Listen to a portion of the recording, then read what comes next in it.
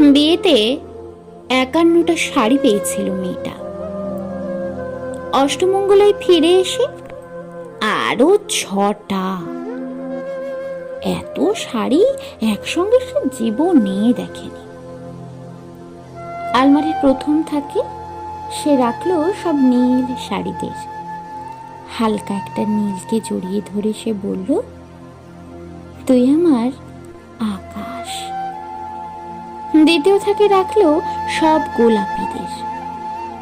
একটা গোলাপিকে জড়িয়ে সে বলল, তোর নাম অভিমান। তৃতীয় থাকে 3টে ময়ূর, যেন 3 দিক থেকে ছুটে আসা সুখ। তেজপাতা রঙের শাড়িটার তার নাম দিল বিষাদ। সারা জীবন সে শুধু শাড়ি উপহার পেল। এত শাড়ি সে কি করে এক জীবনে পরবে?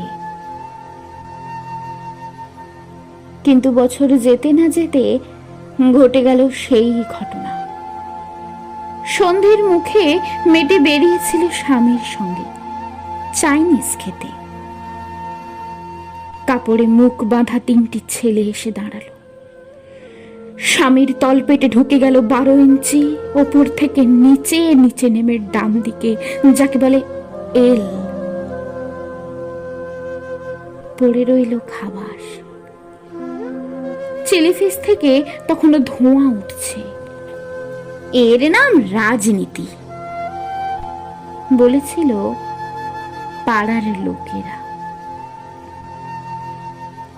বিয়েতে 51টা শাড়ি পেয়েছিল মেয়েটা। অষ্টমঙ্গলায় ফিরে এসে আরো 6টা। একদিন দুপুরে শাশুড়ি ঘুমিয়ে সমস্ত শাড়ি বের করে ছাতালার বারান্দা থেকে উড়িয়ে দিল নিচের পৃথিবীতে। শাশুড়ি পরিয়ে দিয়েছেন তাকে সাদা থান। 19 বছরের একটা মেয়ে সে একা, কিন্তু সেই থানও এক ছটকায় খুলে নিল 3 জন। পাড়ার মোড়ে একটা সদ্য নগ্ন বিধবা মেয়ে দৌড়চ্ছে আর চিৎকার করছে, বাঁচাও বাঁচাও বাঁচাও। পিছনে 3 জন। সে কি উল্লাস! নির্বাক পাড়ার লোকেরা। বিয়েতে 51টা শাড়ি পেয়েছিল মেয়েটা।